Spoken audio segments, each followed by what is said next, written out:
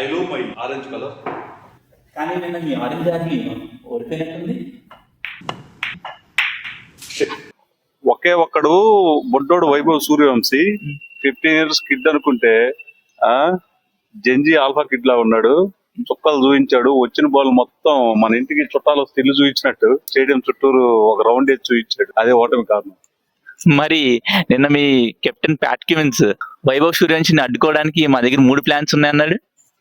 3 ప్లాన్లు దాటి 4వ ప్లాన్ చేశాడు సూర్యవంశీ. యార్కర్లు వేస్తే వాటిని వదిలిపెట్టి కొత్త ప్లాన్ అమలు చేసి కుమ్మి పడేశాడు. మా కెప్టెన్ కమిన్స్ బౌలింగ్ లోనే హ్యాట్రిక్ సిక్స్ కొట్టాడు. అక్కడే మిగతా వాళ్ళంతా ప్రెజర్ లోకి వెళ్ళిపోయారు. అంటే ఎగ్జిక్యూట్ చేశారు కానీ వర్కౌట్ అవ్వలేదంటారా? అవును, ఎగ్జాక్ట్లీ. కానీ సూర్యవంశీ అవుట్ అయిన తర్వాత మళ్ళీ ట్రాక్ లోకి వచ్చారు SRH. కానీ సూర్యవంశీ ఉన్నప్పుడు ప్రెడిక్టర్ స్కోర్ ఆల్మోస్ట్ 270 చూపిస్తే దాదాపు 240కి రెస్ట్రిక్ట్ చేశారు. ఈ పర్టికులర్ పిచ్ లో 240 చేజబుల్ టార్గెటే అనుకుంటా, ఎందుకంటే ఆల్రెడీ 220 SRH టార్గెట్ అని చేసి చేశారు. మరి ఇప్పుడు ఎందుకు మిస్ అయింది? ఆ ఎక్స్ట్రా 10 runs వల్ల అంటారా? మీరు అన్నది కరెక్టే. 3 సార్లు చేజ్ లో ఉండు 228 కూడా చేజ్ చేశారు. కానీ ఇంకో పొరపాటు జరిగింది ఇక్కడ. Openers Abhishek Sharma, Travis head, Ishan Kishan, Jofra bowling లో ఫేస్ బీట్ అయిపోయారు.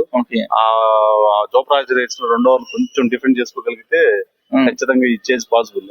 జోఫ్రా ఆర్చర్ 150 కనపడకుండా కూడా వేసాడు 1 బాల్. ట్రావిస్ హెడ్ 3 వికెట్లు పడిన తర్వాత డిఫెండ్ చేయాలి యాక్చువల్ గా. కానీ స్టంప్స్ మరి వదిలేసి బ్యాక్ వెళ్ళిపోయి మరి ట్రై చేశాడు. హిట్టింగ్ మూడ్ లో చూసి వేసాడు. ఆర్చర్ 150 క్లిక్ అయింది ఆ బాల్. నాకు తెలిసి అసలు ఆ బాల్ కనపడప్పుడు కనపడలేదు హెడ్కి. అసలు ఇంక నిజంగా స్టంప్ ఎగిరి ఒక సింగిల్ బౌన్స్ లో 4 వెళ్ళిపోయింది బాల్. అంత స్పీడ్ వచ్చింది అది. ఓకే, అది అలవాటే అనుకుంటా జోఫ్రా ఆర్చర్ కి.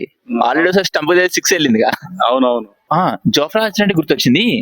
జోఫ్రా ఆర్చర్ లాస్ట్ టైం కూడా అభిషేక్ శర్మని ఆల్మోస్ట్ డక్కి అవుట్ చేస్తాడు ఫస్ట్ ఓవర్ లోనే. ఇప్పుడు అవుట్ చేస్తాడు. చూస్తుంటే జోఫ్రా ఆర్చర్ అభిషేక్ శర్మని బాగా రీడ్ చేసినట్టున్నాడు. అంటే ఆర్చర్ రీడ్ చేసాడంటే కూడా అభిషేక్ శర్మ బ్యాటింగ్ స్టైల్ ఎట్లా ఉంది, ఫేస్ కి బీట్ అయిపోయి ఫస్ట్ బాల్ నుంచి అటాక్ చేస్తున్నాడు. అంటే ఆ లెంత్ లాగా అనిపిస్తుంది కానీ బౌన్స్ అంత క్యారీ అయ్యేటప్పుడు 1-2 ఓవర్లు ఒక 10 balls కనుక డిఫెండ్ చేసి ఆడితే వేరేలా ఉండేది. ఖచ్చితంగా అభిషేక్ శర్మ నిలబడి ఉంటే నిన్న మ్యాచ్ గెలిచేవాళ్ళం. కానీ అభిషేక్ శర్మ ఇది మొదటిసారి కాదంట నాకౌట్ మ్యాచెస్ లో. ఆల్మోస్ట్ 2024 లో కూడా ఇలాగే జరిగింది. నాకౌట్స్ లో అంటే మోస్ట్ ఇంపార్టెంట్ మ్యాచ్ లో ఎప్పుడు తడబడుతున్నాడు. ఈ ఇయర్ IPL లో ఆల్మోస్ట్ 560 above runs కొట్టినా ఫైనల్ ఇంపార్టెంట్ మ్యాచ్ లో ఆడలేకపోతున్నాడు. ప్రెసిడెంట్ ఫీల్ అవుతాడు అంటాడా? అంటే తడబాటు ప్రెషర్ ఏమి ఉండదులే కానీ అన్ని షాట్స్ ఉన్నాయి. కొంచెం త్వరగా క్లోజ్ చేద్దాం, అటాకింగ్ మైండ్ సెట్ అనేది మార్చుకోవాలి. అవి కొంచెం కొన్ని బాల్ డిఫెన్స్ ఆడితే నెక్స్ట్ అటాకింగ్ వెళ్తే బాగా సెట్ అవుతాడు.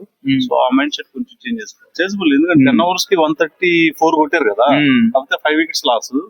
అదే కొంచెం వికెట్లు కాపాడుకొని ఉంటే ఖచ్చితంగా గెటబుల్ చేంజ్ అయ్యేది. సో ఫైనల్ గా SRH అయితే అవుట్. సో నెక్స్ట్ మనకి ప్లే ఆఫ్స్ లో RR అండ్ GT ఎవరు అవుతారు అనుకుంటున్నారు? కొట్టోడు ఈ విధంగా ఆడితే opposite team Vaibhav Suryavanshi versus opposite team అనుకోవటమే.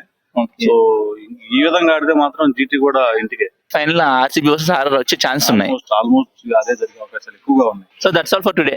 మీకు ఈ వీడియో నచ్చినట్టయితే ఖచ్చితంగా సబ్స్క్రైబ్ చేసుకోండి. ఒక లైక్, కామెంట్ కూడా చేయండి. Have a great day. Thank you. By.